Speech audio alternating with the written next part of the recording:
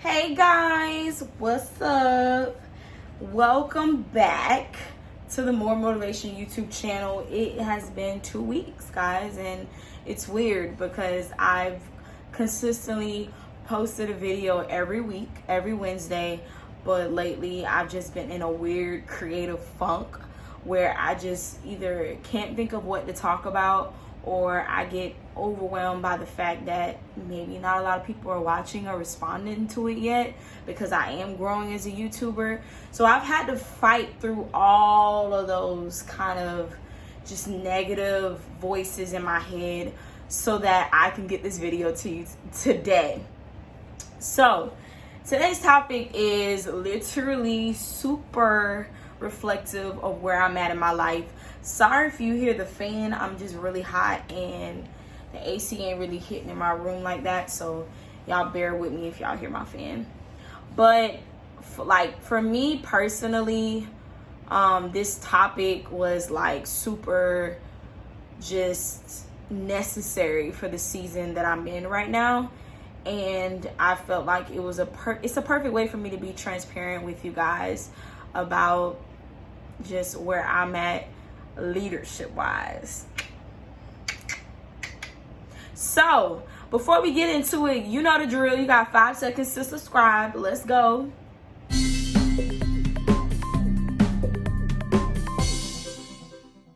All right, thank you for joining the family.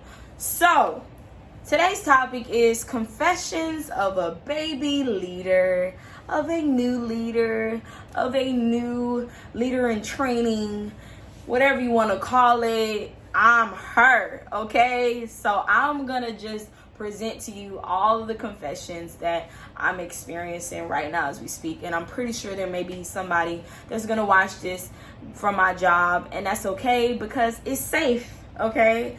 Nothing I'm gonna say in this video I wouldn't be afraid to show to my boss, because I think that they should kind of get just a glimpse inside of my head and what I'm dealing with and things that I'm experiencing right now as we speak.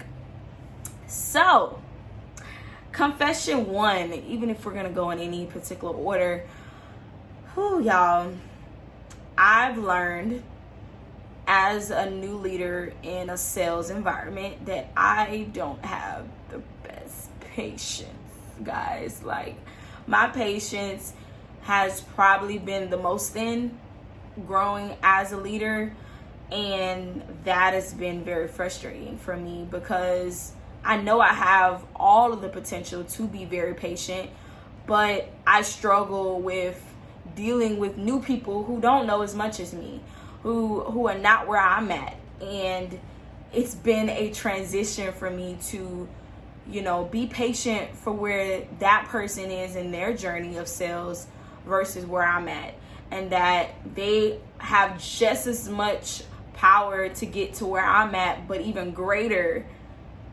even if it's a slower process. Everybody's process looks different.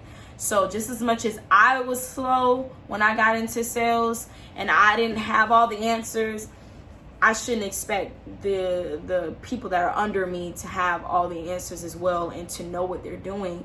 Like, a new hire process is just very unique to the individual, and it's a process that should be seamless, and it should, it should be less challenging based off the leader that is leading you throughout that process. Just so you have a background of me, like, I've been in sales probably all of my adult life, whether that be retail, customer service sales, retention sales, credit sales, fashion sales, now cable sales, internet sales, and sales has stretched me, okay? It has pushed every form of comfort that I once knew, and it has pushed me into not only being a better individual, but it's taught me how to deal with people of different races, backgrounds, cultures, walks of life. And it's taught me that not everybody talks like me, thinks like me, and I have to be able to connect with those people in order to get the result that I want in order to close the deal. So for me, I've always had a powerful voice. I've always had a voice that's captivated customers.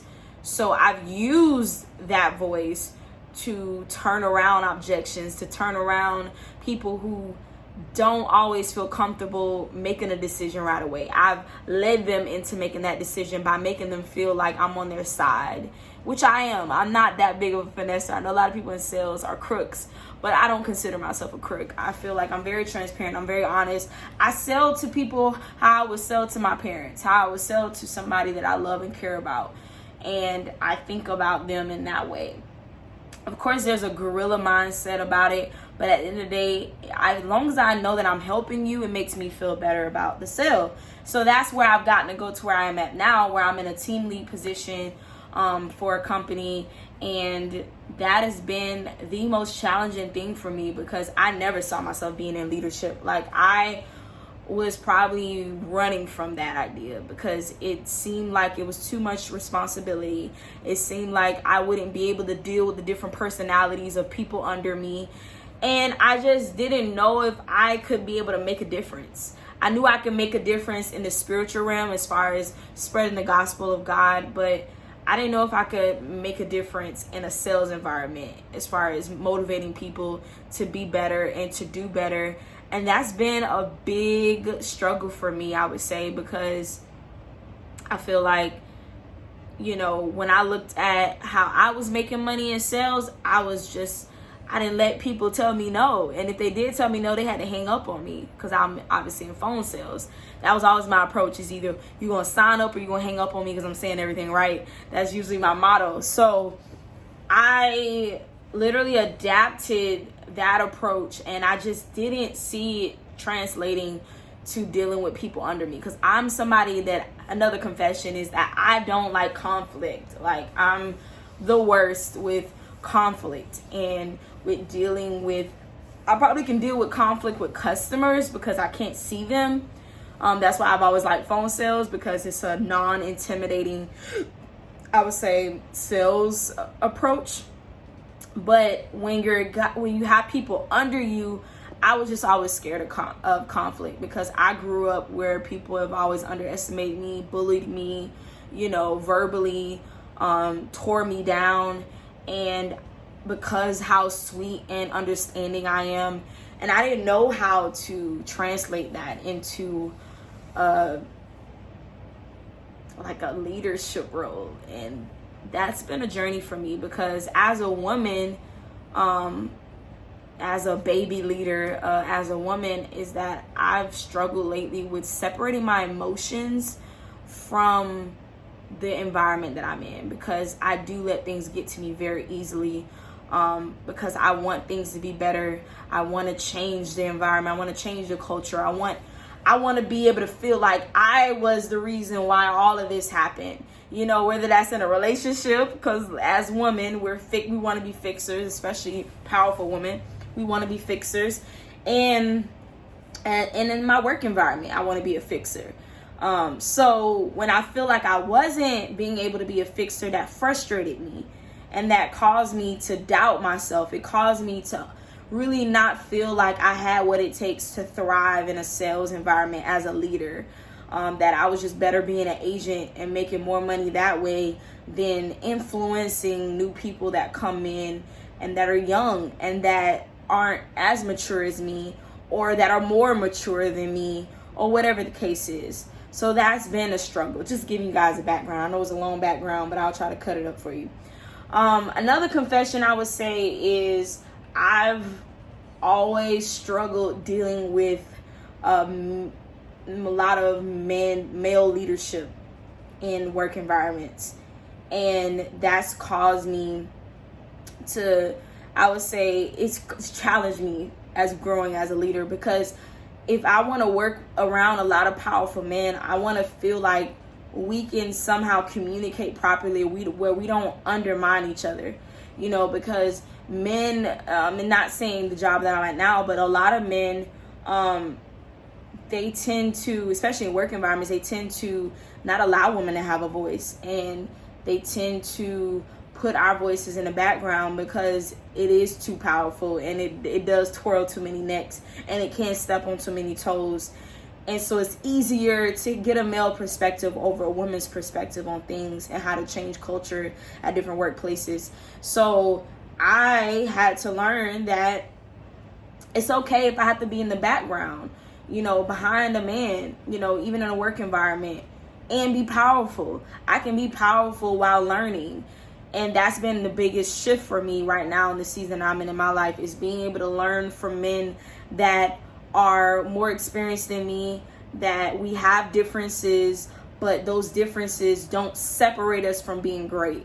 It doesn't stop us from making a difference. And that's been a big journey for me, because I've never liked to feel like any type of man was stifling my growth or underestimating the potential of what I can bring to the table. Like, realizing that I can bring a lot to the table if you just let me give my 2 cents, and we can get somewhere. So that's been a big thing for me, is allowing men to not only be a positive influence in the workplace, but not allowing my big mouth to undermine what they mean to that work environment, whether that be black, white, Hispanic, whatever it is. Because I don't look at race when it comes to workplaces. I know that black men, and I spoke about it in a recent YouTube video, I know that black men constantly get overlooked in work environments just because of our history. But what I'm talking about has nothing to do with race. It's all about just genders respecting each other and respecting our roles to influence the change that we want to see. Because every work environment will never be perfect. It will never be fully just a clean, beautiful well. It's gonna come with a lot of dirtiness and a lot of backbiting and a lot of gossip. And yeah, is that have been a part of unnecessary gossip, and I've had to learn how to personally not get so close to people just because we see each other all the time, or just because we're really cool and we vibe really well as coworkers. That doesn't mean that you need to know all my personal business. And that doesn't mean that just because I am a leader that I need to be sharing, all of my personal life just to connect with you. I want to share things that are conducive and that are in line with the picture that I'm trying to paint to make you better. But that doesn't mean that if you come to me with some sort of workplace gossip or information, that I need to run and share the whole building with it. Because when you work in a call center, that is just so common that if one person knows something, the whole building gonna know it. It's like, I've never seen nothing like it. If you ever worked at a call center, you know what I'm talking about. It's no joke. Like, it's almost like a pandemic in itself, gossip in a workplace. I've learned that as a leader, I can't. It's better that I don't know a whole lot about everybody that I work with on a personal level. Like, I don't need to know what their love life looks like in order for me to get ahead in a workplace.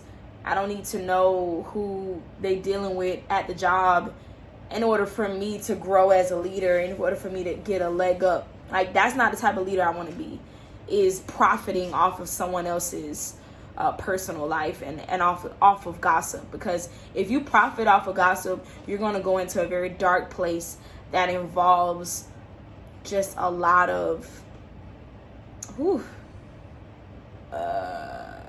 just a lot of separation, and you're going to find yourself in a position where your reputation is not going to be good because you run your mouth too much. Of a leader is feeling like I'm leading in the wrong environment. So how can I thrive if I feel like I'm leading in an environment that I'm outgrowing? Woo! That's real, because I think that we've all been there. We feel like, okay, I've outgrown this environment of leadership and I want to go into another environment of leadership. And how in the world am I going to be able to be used at my maximum level if I feel like I'm kind of outstretched. I'm too big for this crib as a baby, and I want to get into a bigger bed. How does that even work? So I've learned that God has me exactly where he wants me, when he wants me to be there, and that I don't need to rush that. And I don't want to be really transparent, but y'all, I've been through some crap when it comes to workplace gossip. And I've learned that coworkers can be family, but they need to be like us. Like, they need to be in their own bubble kind of family. Like, you got to really prove a whole lot to me for me to feel like I can trust you in order to share a lot of personal information, because I've been burned by sharing so much, because I am transparent. So I've been burned many times by sharing too much. And there's been time even at this job that I'm at now where I've shared too much, assuming that the people I'm sharing it with can handle what I'm saying, but realizing that that's not always the case. So that part. Another confession of being a baby leader is I don't always feel like I know how to always dress the part. I don't feel like my outfits relate to the type of leader that I'm supposed to be representing, because I'm such a hippie in my head about how I dress. Like, some days I want to wear gym clothes to work. Some days I want to just be in a crop top, showing just a small part of my belly.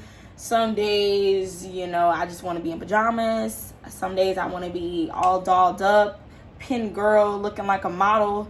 And I'm just like, bro, I'm never consistent in how I represent. I know the way you look, the way you dress is a big representation on how people perceive you and how they take you seriously. And that's been a struggle for me, because I'm always debating, okay, I don't feel like I'm the right leader if I wear this. And then I'm like, I have those moments where I'm like, screw it, I'm gonna wear what I want to wear. But I'm also falling in line, okay, I don't want to be totally opposite of my relationship with God. I don't want to represent God the wrong way.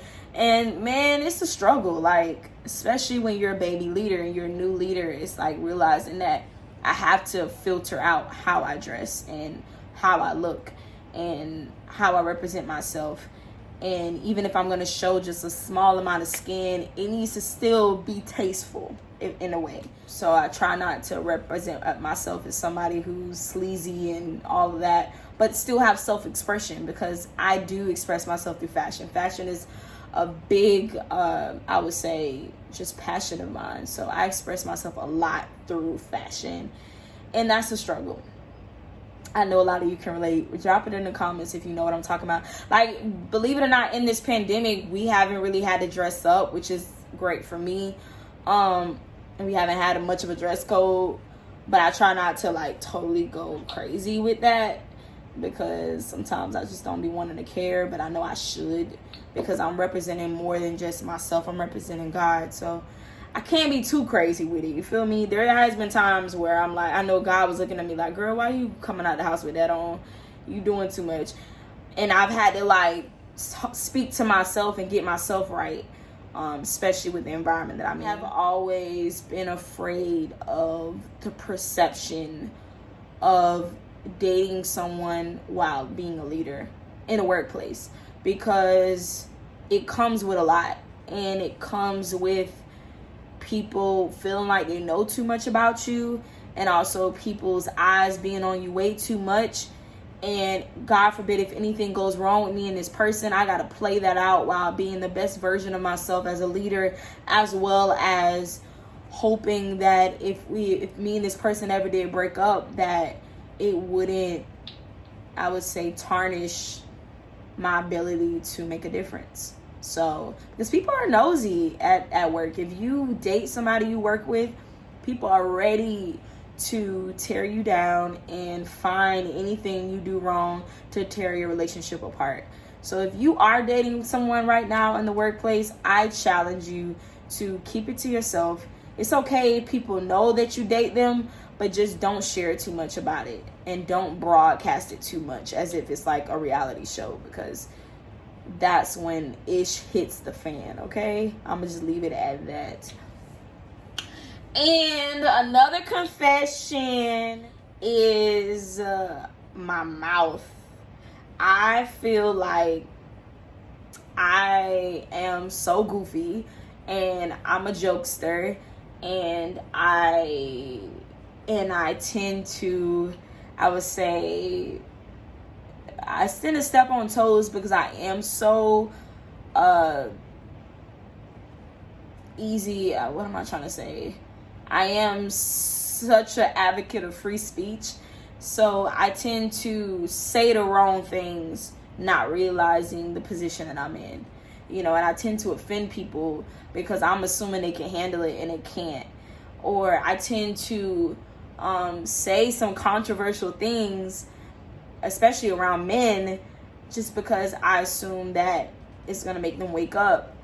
And I've had to learn how to filter my mouth based off who I'm talking to and who I'm dealing with, because there are people a little bit more sensitive, because I was sensitive. I was a lot more sensitive than I am now.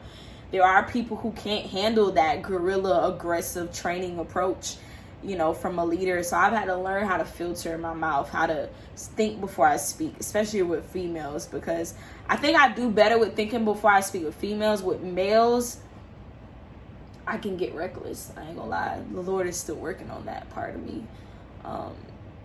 And babe, if you watching this, you the MVP. Again, I shout him out every time because he knows how to deal with me. He knows how to put me in my place, and we know how to respect each other, because whether it be relationship or at workplaces, when it comes to men, I've gotten in a lot of trouble with the things that come out of my mouth, because I just be trying to be on my powerful-ish, on my Beyonce boss stuff, and I've gotten in trouble with the things that come out of my mouth. And I know people are like, whoa, how in the world could she get away with saying stuff like that? And y'all have no clue how God be whooping me in the car when I get home, when I'm driving home from work. He be dealing with me like, girl, you have no business saying what you said to that person. Make sure you apologize the next day, or make sure you filter that and get that together. I feel like I've struggled with speaking to people. Yeah, because when you're a leader, I'm not good at saying good morning. And I know Caribbeans, if you're watching this, you're like, no, I was raised differently. And to my parents, I'm going to let you know right now, this ain't got nothing to do with y'all. Y'all are the MVPs. Y'all know how to speak to people. So anybody who know the Moors, they speak to people. I've struggled with this at church, y'all. Where people ooh, what kind of parents raised her and she don't ever speak when she come in the door. I just be in my own little world because I'm an only child. I've honestly always, I would say, just been in my own bubble, and I try not to offend anybody, but I just be in my own world, and it takes me an hour to loosen up when I walk into work before I actually start speaking to people. And there's days where I'm really good at it, and there's days where I'm horrible at it. And I know people are like, how you gonna be a leader and you gonna be a junior manager and you don't know how to speak to people and know how to bring great energy with you? That's not cool. So that's something I'm working on as we speak. I'm still not the best at it. God knows he got to work on that with me, because it's a struggle. It's a real struggle. Okay? So if y'all ever gone through that, leave a comment. So if you watching this and I didn't speak to you back properly, forgive your girl. God still ain't through with me yet. It's realizing that energy is everything, and I haven't always given the best energy to the job that I'm at, because even if I may not like the job that I'm at, I gotta realize that my energy changes so much. I could literally change a whole sales flow just off of my energy, just off of choosing to be happy when I come into work, choosing to make other people feel good, choosing to genuinely compliment others and genuinely root for others, and not just say something to them when they're doing bad, but positive reinforcement is a big deal. And I've always wanted to be around managers or leaders at any job that I've ever been at that know how to effectively, positively reinforce people's work ethics and their strengths more than their weaknesses, because weaknesses are easy to focus on. And that's something I've always struggled with. I've always been that type of person as a baby leader that has focused on people's weaknesses before their strengths. and only congratulated them, you know, a few times instead of consistently. And also realizing, don't always think that everybody's under you. I think if we look at ourselves more as equal, like we all have different titles, but we're still equal and we're still here for a common goal and a common purpose, and that I'm no superior than you, I'm no better than you, I struggle with things just like you do, and that my weaknesses could also be your weaknesses, my strengths could also be your strengths. And even if we're not on the same level, it doesn't mean that you're any less of an amazing individual to God and to this workplace. So that's on period. This is the first time where I've actually been in a leadership role. And I'm not going to say that I don't want to grow as far as a title above this one, but I just want to still like rest in this position a little bit more and develop myself in this position, so I know I'll be ready for that next step at whatever job that is, even if it's at this one.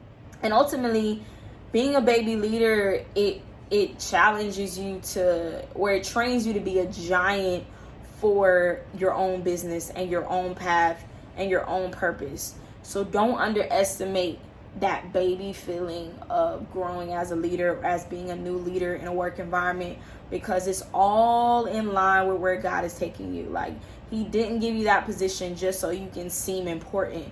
He gave you that position so that you will realize that it's connecting the dots to the next step and the next step. It's just a step. It's not a destination, it's a step. So I love you guys. I hope you love this video. Please share, like, subscribe, comment. Make sure that you join the More Motivation family if you haven't. And let's just continue to grow. Like, I've been in a creative funk, but even if one person feels like they walked away something from this video, that makes me feel good. And if you made it to the end of the video, I love you. You know, because not everybody can make it to the end. They don't have patience. Our attention spans are everywhere. So the fact that you thought it not robbery to watch all the way to the end, you have no clue what that means to me. That's bigger than numbers. That's bigger than anything. That just shows me that you really enjoyed what I was saying and that it meant something to you. So I love you guys.